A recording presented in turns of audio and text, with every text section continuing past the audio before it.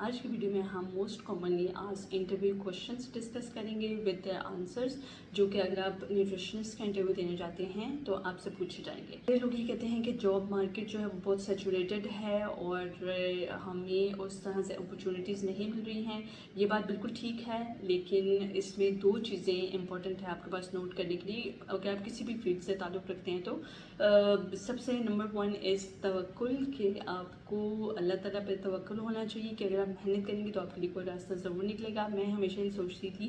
कि अल्लाह ताला ने मेरे लिए भी कुछ ना कुछ ज़रूर सोचा होगा। अगर मैं एफ़र्ट कर रही हूँ तो मेरे लिए भी कोई ना कोई रास्ता तो ज़रूर होगा। Thing is hard work. अगर आपने ऑलमोस्ट तक आपने 10 से 12 कॉपीज़ अपनी CV की नहीं कराई और हर हॉस्पिटल में जाके बाय हैंड कोई CV ड्रॉप नहीं की, मैनेजमेंट ने आपसे आपकी डिग्री का मतलब नहीं पूछा और आपने उनको बैठ के नहीं समझाया कि डाइटिशियंस क्या करते हैं,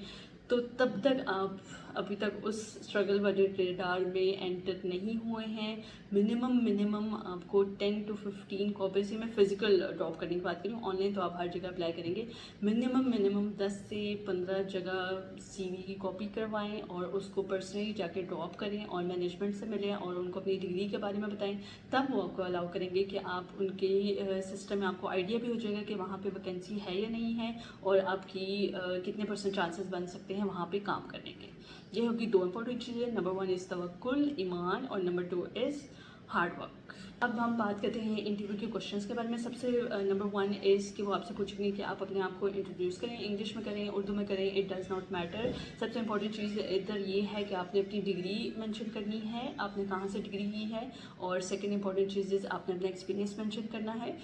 डिग्री आप बेशक प्राइवेट इंस्टीट्यूट से करें, गवर्नमेंट इंस्टीट्यूट से करें, इट डज़ नॉट मैटर। अगर आपके पास स्किल है, आपके पास एक्सपीरियंस है, एक्सपोजर है, तो वो आपको डेफिनेटली काउंट ज़रूर करेगा। सेकंड इंपॉर्टेंट चीज़ मैंने मेंशन किया कि डिग्री का नाम आपको क्लियरली मेंशन करना है और फिर आपने उसको रिलेट करना है कि आपकी डिग्री में फिर वो आपसे क्वेश्चन पूछेंगे कि आपने अपनी डिग्री में क्या सीखा और उसमें आपकी स्पेशलिटी या स्ट्रेंथ क्या है। इंटरव्यू के आंसर में मेंशन किया था कि मेरी जो स्ट्रेंथ है वो MNTs है, मेडिकल न्यूट्रिशनल थेरेपीज़ है, और मुझे जो डिजीज़ हैं उनकी डाइट थेरेपी करने में इंटरेस्ट ज़्यादा है, बेशक क्लिनिकल सेटअप में हो, बेशक नॉन क्लिनिकल सेटअप में हो। ठीक है, तो उन्होंने फिर मेरे से पूछा था कि मेडिकल न्यूट्रिशन थेरेपी में आप क्या करते हैं, फिर आपने उसको step by step break down करना है। सेकेंड इंपॉर्टेंट चीज़ जो स्पेशलिटी के बाद वो आपसे पूछेंगे दैट इज़ के प्रैक्टिकली न्यूट्रिशन को आप कैसे रिलेट कर सकते हैं जो चीज़ आपने पढ़ी है। ठीक है, तो उसमें इंपॉर्टेंट चीज़ हाईलाइट करने के लिए ये है कि आपके पास अगर कोई पेशेंट आया है, मोस्ट कॉमनली डिजीज़ की एग्जांपल आप मेंशन कर सकते हैं, जैसे PCOS की मेंशन कर सकते हैं। आपके पास एक PCOS का पेशेंट आया है, आप उसको कैसे डील करेंगे, तो उसमें आप स्टार्ट करेंगे कि हम पेशेंट की हिस्ट्री लेंगे, मेडिकल हिस्ट्री भी लेंगे, हम उसकी डाइटरी हिस्ट्री भी लेंगे, तो उससे हमें ओवरव्यू मिल जाएगा कि रिस्क फैक्टर्स क्या हैं और उसकी डिजीज़ की स्टेज की है और उसको किस तरह की MNT की इंटरवेंशन की ज़रूरत है। सेकेंडली फिर हम ये भी चीज़ हाईलाइट कर देंगे कि उनके अगर लास्ट कोई रिपोर्ट्स होंगी या अल्ट्रासाउंड वगैरह होंगे तो हम वो चेक करेंगे, और डाइट में जो चीज़ें उनकी ख़राब साइड पे जा रही हैं, डाइटरी जो रिस्क फैक्टर्स हैं, अगर कैफीन का इंटेक है, इंसुलिन रेजिस्टेंस है, ओरल इंटेक बहुत ख़राब है और फास्ट फूड का इंटेक ज़्यादा है, शुगर का इंटेक ज़्यादा है, शुगर ड्रिंक्स का इंटेक ज़्यादा है, तो हम उन चीज़ों को हाईलाइट करेंगे। और फिर हम लास्टली हम मेंशन करेंगे कि हम उसकी फिर न्यूट्रिशन इंटरवेंशन कैसे करेंगे, कि हम जो रिस्क फैक्टर्स हैं उसको ब्रेक डाउन कैसे करेंगे, कि फॉर्मुलेट करते हैं, उनको गाइड करते हैं, उनकी काउंसलिंग करते हैं कि आपका वेट इतना है, BMI इतना है, आइडियल वेट आपका इतना होना चाहिए। सेकंड पर हम उनको एडजस्ट करते हैं कि उनकी रूटीन में क्या क्या चेंजेस आने चाहिए डाइट और लाइफस्टाइल के पॉइंट ऑफ व्यू के एतबार से। फोर्थली हम फिजिकल एक्टिविटी के बारे में उनको काउंसलिंग करते हैं, स्ट्रेस मैनेजमेंट के बारे में उनको काउंसलिंग करते हैं, और फिफ्थ हम उनको एक पूरा प्लान बना के देते हैं डूज एंड डोंट्स के साथ, जो कि उन्होंने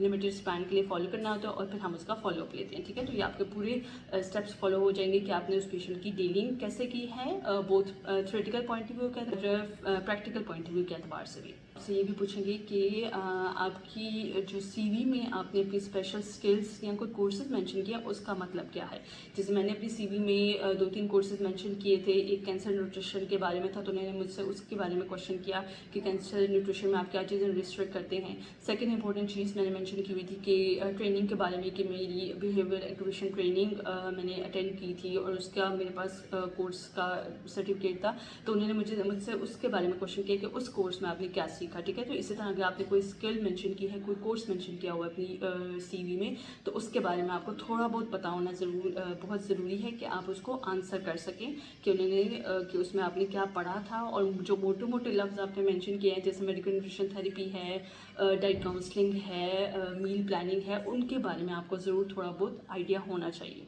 ज़्यादातर कॉमनली जो इंटरव्यूज़ में पूछा जाता है दैट इज़ फ्यूचर प्लान्स, तो उसमें आपने बिल्कुल ये नहीं कह देना कि प्लान्स नहीं हैं और मैं बस गो विद द फ्लो चल रही हूँ, ऐसा बिल्कुल नहीं कहना है। आपने यहाँ पे specifically theoretical point of view के अतबार से मेंशन करना है कि मेरे फ्यूचर प्लान्स ये हैं कि मैं अपनी स्पेशलिटी को इम्प्रूव करने के लिए डिफरेंट कोर्सेज में इनरोल हूँ, या मैं अपनी हाई लेवल डिग्री के लिए अप्लाई करूँ, या मैं हायर एजुकेशन के लिए अप्लाई करूँ, ठीक है। तो उसमें कॉमनली अपनी स्पेशलिटी से लिंक आप कर सकते हैं। अगर आप स्पोर्ट्स न्यूट्रिशन में इंटरेस्टेड हैं तो आप स्पोर्ट्स न्यूट्रिशन के कुछ स्पेसिफिक कोर्सेज हाईलाइट कर सकते हैं कि मेरे फ्यूचर प्लान्स ये हैं कि मैं इन कोर्सेज में इनरोल हो सकूँ, ठीक है। तो अगर आपका MNTs या क्लिनिकल साइड में इंटरेस्ट है तो आप क्लिनिकल साइड के कोर्सेज के नाम मेंशन कर देंगे कि मैं फ्यूचर में इन कोर्सेज में इनरोल होना चाहती हूँ, या मैं मास्टर्स में इनरोल होना चाहती हूँ, या मैं PhD रिसर्च की तरफ जाना चाहती हूँ। तो यहाँ पे आपने specifically academic point of view के एतबार से आंसर करना है।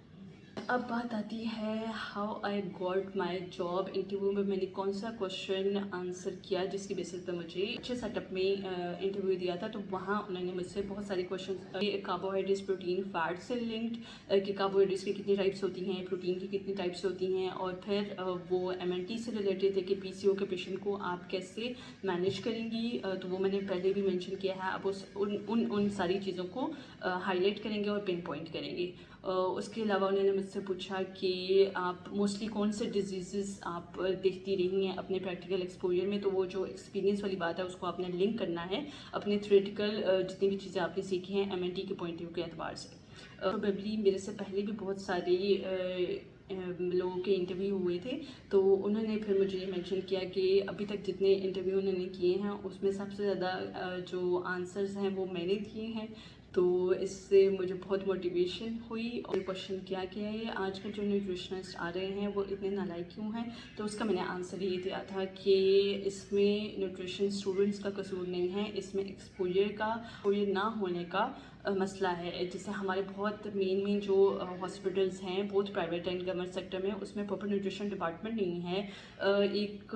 न्यूट्रिशन स्टूडेंट को हमने इतना इनरिच नहीं किया है कि वो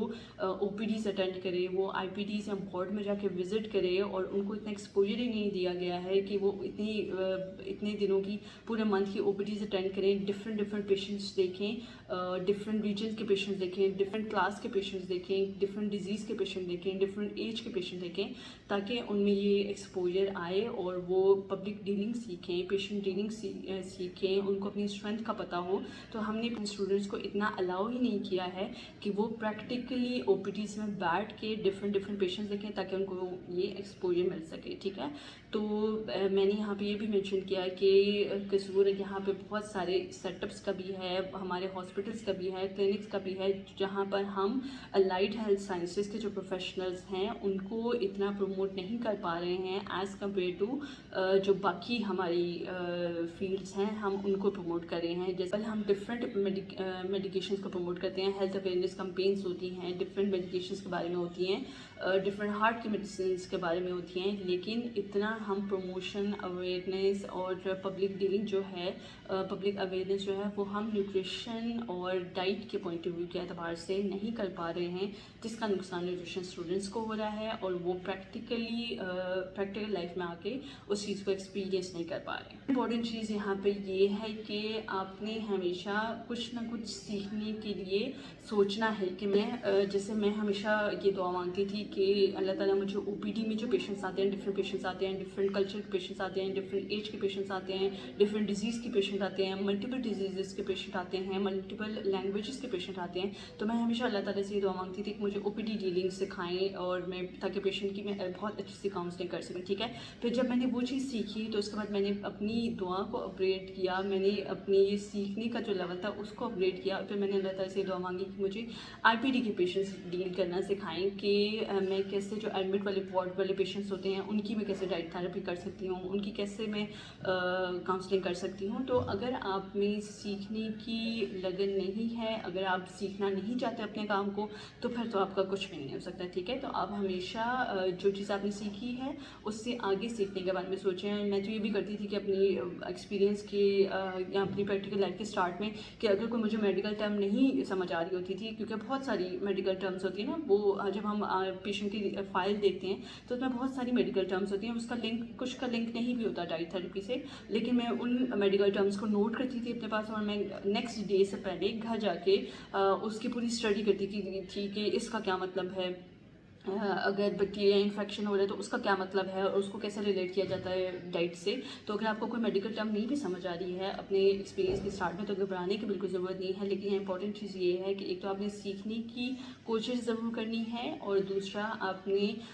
हार्ड वर्क छोड़ना नहीं है। पोस्ट भी पड़ी थी इंस्टाग्राम पे और उसको मैं अपने एक्सपीरियंस के साथ लिंक भी कर सकती हूँ कि आप रोज़ाना सूरह मुज़म्मिल ज़रूर पढ़ें। यकीन रखें कि आपके लिए भी कोई ना कोई रास्ता ज़रूर निकलेगा।